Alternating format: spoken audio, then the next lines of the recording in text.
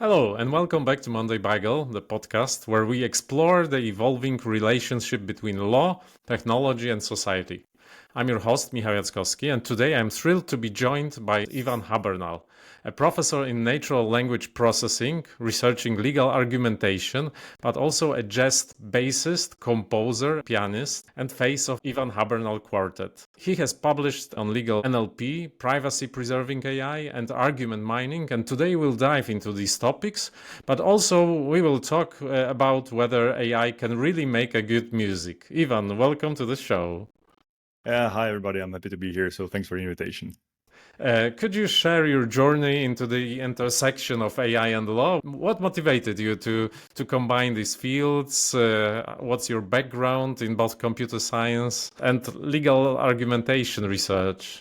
Okay, so thanks. Let me answer the second question. What's my background? Maybe starting with like what's not my background. So my background is not law, and being in this audience is kind of a little bit embarrassing. So if I say something wrong about the law or anything in legal jargon, then it's my fault because I'm a computer scientist. I studied computer science, did a PhD in computer science, and now I'm a professor of computer science mostly. The law domain was basically sort of coincidence. So you meet people, you talk to people, and they starting asking questions.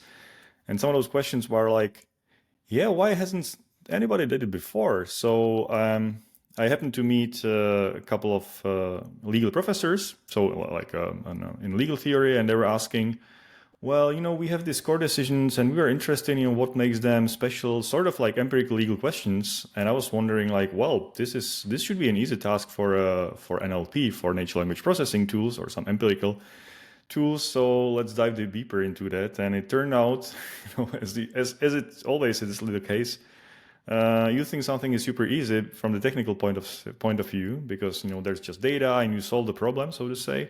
And it turned out to be much harder. And it started a journey into legal NLP, I would say like maybe 4 or 5 years ago. And it has evolved since with more collaborations, much more harder questions and things like that. So let's go deeper. How do these domains like privacy-preserving NLP, legal NLP, and explainable models interconnect in your work? And what challenges do they present when applied to legal contexts? Yeah, that's a good question. So they are somehow orthogonal or somehow independent, but also they can meet in the middle. So if I start with the legal NLP, it's a vast majority of things that could be done in legal NLP, as you and your audience might know. So what we are interested in mostly is not that AI will take the job of the lawyer. So there is research on doing so. There is research trying to predict court decisions. There is research trying to draft contracts and things like that. So we are not actually doing this because not even for ethical reasons, I find it just not that much interesting. What I find interesting is more harder questions that are actually only possible to answer with natural language processing, or let's call it AI for this episode. And these are the questions from the empirical legal studies. So as I said, like this, Christoph Burkhardt was one of the legal professors who was interested in, for example, we have these decisions of the European Court of Human Rights, and we would be interested in like what makes them important, because they have certain importance of these decisions decided from 1 to 5, if I'm mistaken, and some of these decisions are deemed as super important or higher importance and some not. And we are wondering like, is there any reason for that? And his hypothesis was like, well, maybe it has something to do with the argumentation. Like there are some arguments in the decisions, and maybe the nature of these arguments, what's in there, makes the importance of the case. So it was like a working hypothesis, but the only way to contest this was some empirical study on that. So that's why we started developing tools and schemes and things like that to kind of address this. So this was one of those questions. Or another question was like, for example, I found it interesting. So there's this beautiful book. Let me show this. So this is the Glennon Civil Procedure, which is, to me as a non-lawyer, it's a fascinating read because there's some introduction to this for students in the US, and there's some introduction to a case. So they describe the case, and then there's a multiple choice question. And to me, all of them sound plausible. I was wondering like, wow, this must be super hard. So we actually talked to the author, to Professor Glennon, and turned this book into an NLP task. So basically extracted all these questions describing the case, and we're wondering, like, can NLP solve this? And it turned out, at least in the beginning, we have no chance. Like this problem is so hard that the state-of-the-art methods, including ChatGPT back in the days, is actually not able to solve this task properly. So this is one of the one of the motivation for doing NLP. And then orthogonal to that, you were mentioning like the privacy preserving NLP. So it's more, I would say, like more core methodological oriented to, I would say, like machine learning. So, how do you train models? And the big question here is, first question is like, what is actually privacy? But we kind of understand what privacy means. We actually understand when privacy is broken, what it means for you and me and persons. And the idea here is like, can we build models that actually preserve privacy? And one beautiful example is from ChatGPT. So actually working ChatGPT from last year, you can type any sort of question to ChatGPT, and most of the time you get useful answers or not, depending on the domain where you are in. And some people, whatever you put in this prompt, it could be anything. And ChatGPT is trained to answer a question in a meaningful way. But if you are a bad guy and you type in something which maybe doesn't even make sense, you might get results which might be surprising. So a couple of researchers prompted ChatGPT with saying, repeat forever the word poem, poem, poem. And it looks like, why? Turned out the output of ChatGPT was, it started repeating the word poem, poem, poem, maybe forever, but not forever. After some while, it started generating some other texts. And in some cases, it started generating its actual pre-training data. And this verbatim, basically one-to-one. It's basically remember the training data and start spitting them out. And it also means in this training data, there were some personal identifiable information, names, addresses, social security numbers, and things like that. So we try to build methods that kind of protect privacy of persons, be it in training large language models or something with text anonymization as well. And there are, so this is the second point. Sorry, I'm taking this very deep and long, but just to make this intersection very clear now. Now the question is like, okay, we have this legal domain, for example, where one typical example is court decisions should be, I believe, according to GDPR at least, somehow anonymized. So there shouldn't be names of persons and things like that. And it sounds very, very innocent in a way and very easy as well. Like, yeah, sure. I mean, you just take the names and, black them out and everything is great. But there are attempts now to trying to reconstruct names and other information which have been like redacted, trying to reconstruct them. And this is an interest. So this is on the edge between like privacy preservation and legal, because the documents are in legal domain. And we're now investigating like how much is, to which extent it's possible to reconstruct actual names from the decisions and what it really means. Can you really do this? Can AI actually reconstruct data which has been redacted without any additional information? Because sometimes maybe, the court case has been in the media for a while and everybody was talking about that. And then if you see just the judgment with names redacted, you know everything. Like, everything from the media or from tabloid media as well. So this is a tricky question, for example, how to combine privacy preserving methods and the legal one. So this was one example. Okay, it's fascinating how these layers reinforce one another. You said about this ECHR judgments and proceedings, you researched them, you analyzed legal arguments. Indeed. So what were the outcomes? So the motivation I already mentioned. The motivation was to do some empirical legal research on these judgments of ECHR. And I also mentioned you can take the facts of the case, and there were a couple of research papers trying to predict the outcome. Like, is there a violation of Article 8 or Article 7 of the Convention of Human Rights based on the facts? And that's okay. People can do this. Is it ethical? That's a different story. So we don't care about this. We really do care about, first the question is like, what makes an argument in the legal decision? Like, and typically, from the domain of so-called argument mining, so trying to find arguments in text, we were using, or the community was using, very simple structure of arguments. So something like, everybody learns in the Logic 101. So we have a claim which we want to kind of convince you about, and then we have some premises, and based on these premises, I can make the conclusion to the claim. And it's a very simplistic way, and it works in many domains, but it doesn't work actually in this very complex, long documents and legal explanations. So we discuss with legal scholars who are experts in basically articles, so in civil law and criminal law, and they took their own kind of methodology, how they actually, if they analyze the judgment of the ECHR, of the European Court of Human Rights, they take a pen and paper and then starting marking here, this is an argument of, let's say, I don't know, like a subsumption. What is this? Like application to concrete case. So for example, this is the argument, or maybe this is a test of proportionality and things like that, which is very different from this kind of claim and premise scheme. And we thought this is interesting. Can we scale it up?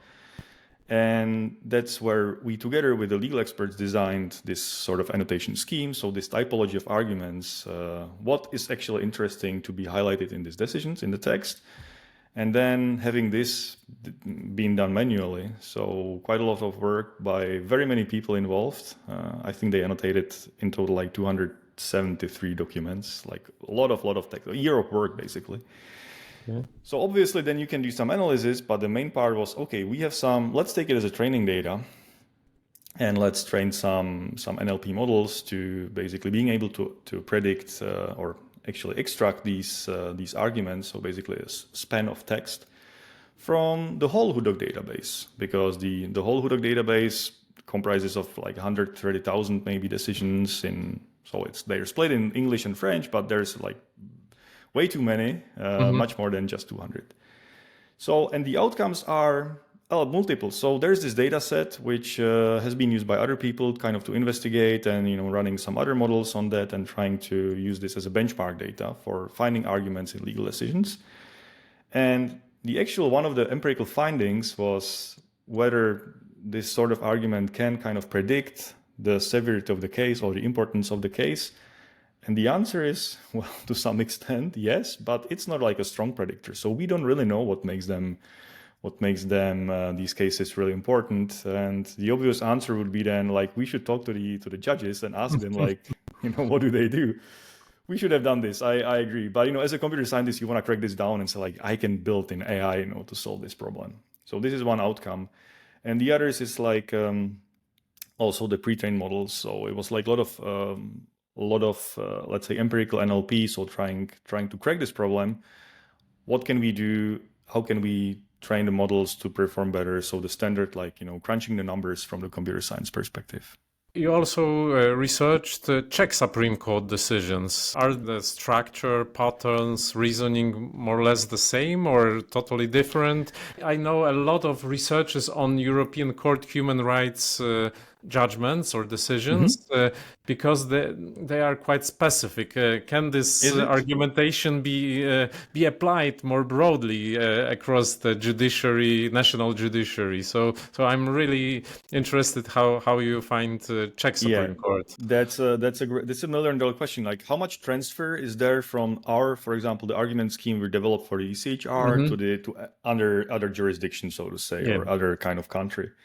And I'm the worst person on the world to explain this, because I don't understand even our argumentation scheme from the legal perspective. So the actual implication, what it really means, and how to do this. But speaking of the other, so now this is ongoing research now on the Czech Supreme Court and Czech Administrative Court and Czech Supreme Court. Is it correct? If I'm not mistaken, I guess so. Maybe Supreme Administrative. Yeah, Supreme Administrative and Supreme. Yes. So there's two ones, and we have now a different research question. So as compared to the ECHR, there was the importance and some other things. Here, the research question is very clear that even I understood it. So a legal researcher, Tomáš from Prague, he approached me and said we have these two courts, and everybody in the field, this even in textbooks, everybody's saying one of those courts, now I forgot which one, but I guess the Supreme Administrative Court, is actually more formalistic than the other. So this everybody is saying that, keeps saying that. And he said I don't believe it. I think there's some difference. And And he said like, well, you know, I mean, it would be cool to do some empirical research on that to kind of show like, are these actually different? And so we start talking, and one possible way is to do it like real empirically. So kind of understanding what makes a formalistic decision. And that's where the legal scholars are coming in, saying like, oh yeah, you know, you have to have this sort of argumentation here, this pattern of argumentation, and not this. And again, like, I don't understand the nitty-gritty details of that, but it's possible to annotate data and to find sort of like argumentation patterns which make this, you know, formalistic decision. And to answer your question, like whether there is a transfer from the European court to the local court, yes. I mean, basically, we took inspiration from the annotation scheme of arguments in the ECHR to the Czech Supreme Courts, and there is some transfer in terms of like the typology of these argument types. What exactly it is, I'm not really sure. There was some overlap, but it's not like 100%. So the ECHR annotation was really tied to the ECHR specifically, but there is some transfer. I know the answer for my next question, but the audience. But you have to ask anyway. But the audience probably doesn't. Do we still need these methods in GenAI world, where all the people understand AI as GenAI, in fact? And amazing. Do we need NLP research still and NLP methods? As I told you, I more or less know the answer. So what is your answer then? Let me. Yes. My answer would be yes. We need it. We shouldn't understand Gen AI as AI. But what's your point? You're the expert. So this is actually like a very genuine and very on time research question you're asking. And if you had asked like 2 months ago, I would say like, let's write a paper together, because we do have this paper right now on actually comparing. So this is with Lena Held, my PhD student in my group. So what is the difference? The question is like, you're giving names to Gen AI and you're giving names to traditional NLP. Let's be very, very precise what it means. So down the road, we are using this so-called transformer models. And as you mentioned before we started recording, you had a guest last year explaining in 4 episodes, like what is, how transformer works.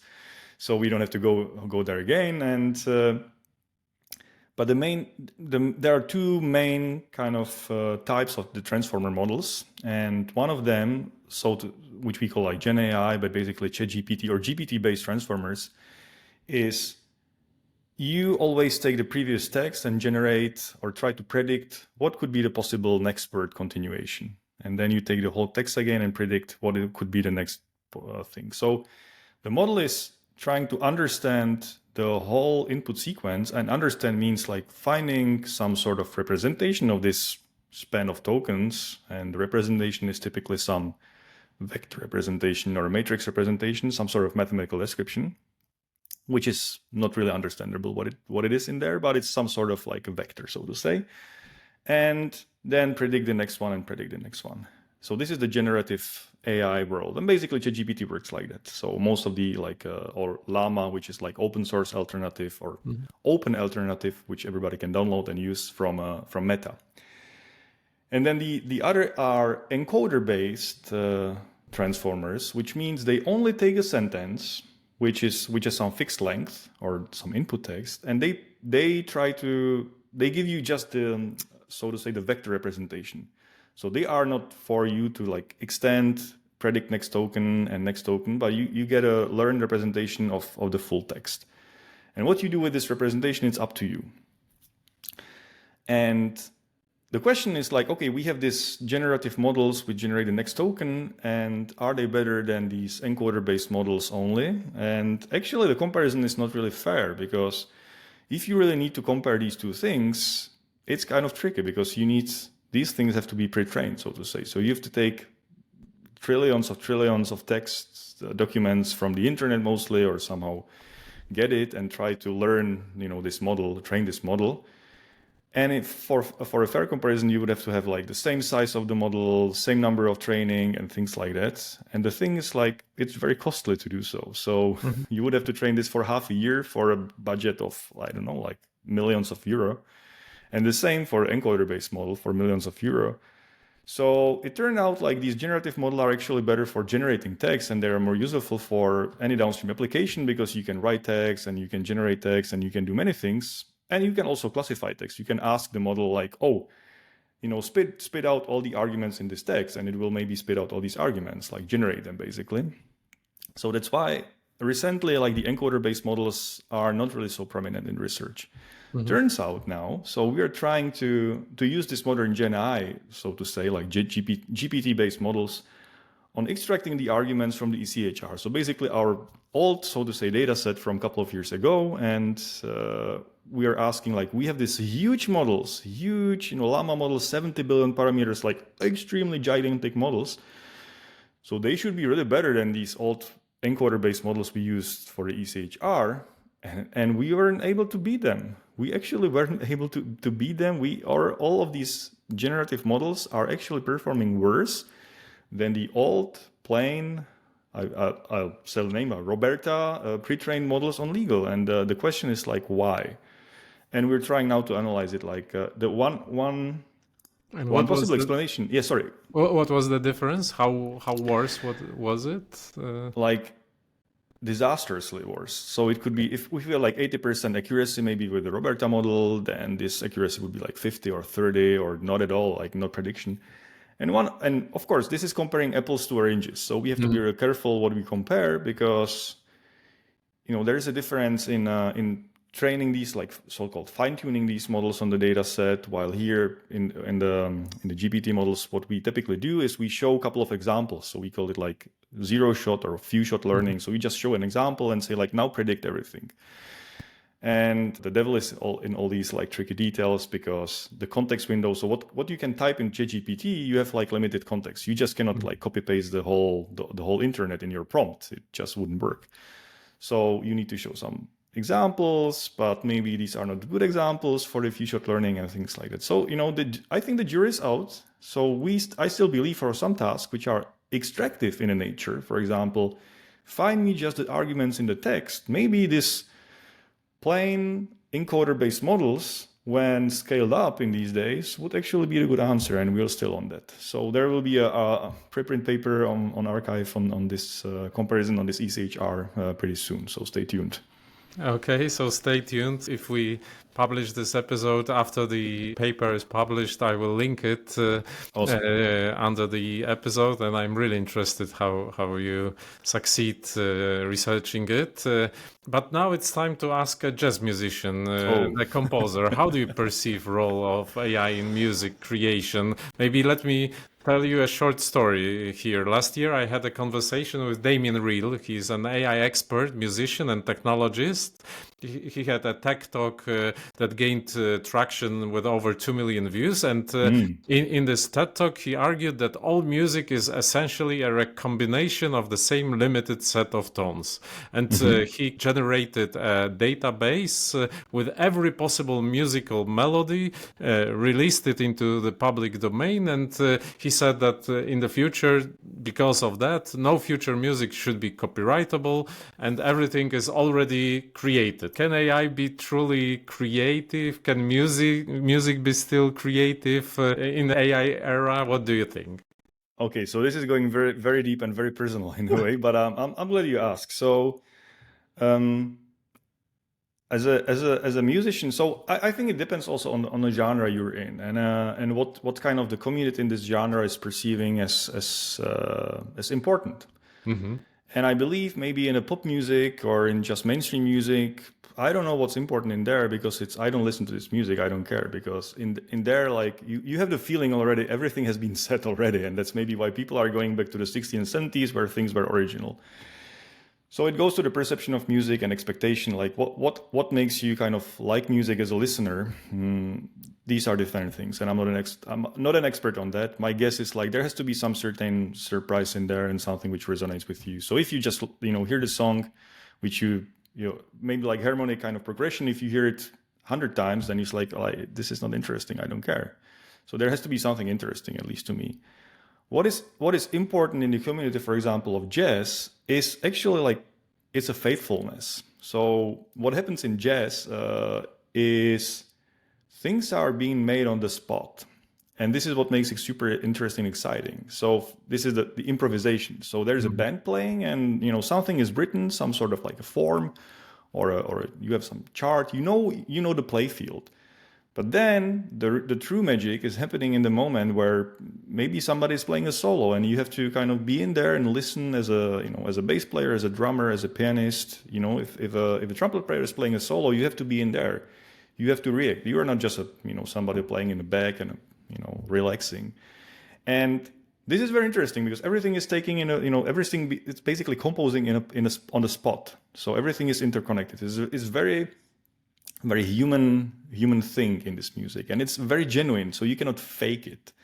I mean, you can learn maybe something, and play it every night, but then it's boring. So nobody wants to play with you. So it has to be somehow creative, and you're creating this on the spot, and it hurts. I mean, in terms of like, it's really hard to do it nice, like this kind of being on the edge of creative, and then maybe it's just a disaster. Maybe it just doesn't work out. So you try next time, and you make mistakes and things like that. So this is what I appreciate about music, and here this is the human factor.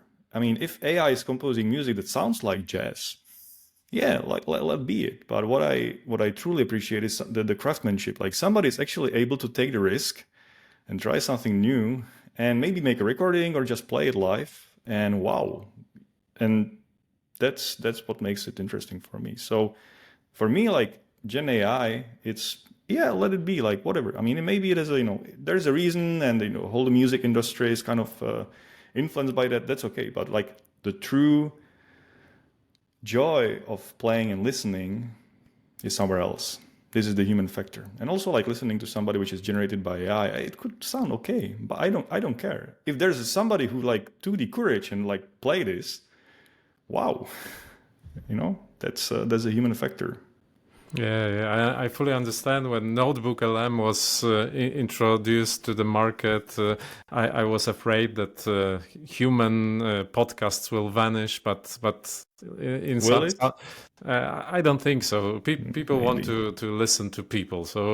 But Yes. do you envision kind of collaboration between human musician and AI tools in the future in your field, in jazz field? Would you use AI tools somehow?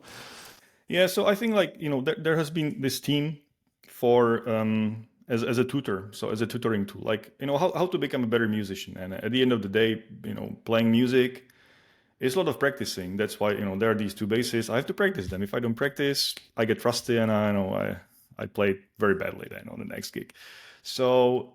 And for practicing, you need some sort of being exposed to new material, for example. So if you have a teacher, your teacher give you what to play, and what to kind of improve and what to practice.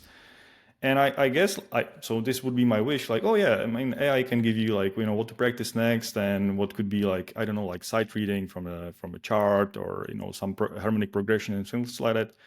And it could be great because, for example, in the jazz music, there's it's been here for decades. There is sort of this, they call it a play along. So you have a backup track. So there's just a bass, piano, and a drums, which gives you like, backup. And it's played by real musicians, like in the studio. And if you are, for example, a saxophone player, you can just play along with these tunes and try to improvise at home. And that's how people actually like try and fail at home first before they go on the stage. And it's amazing, but they're just a few songs, or not few, but like 100 albums of these play along songs.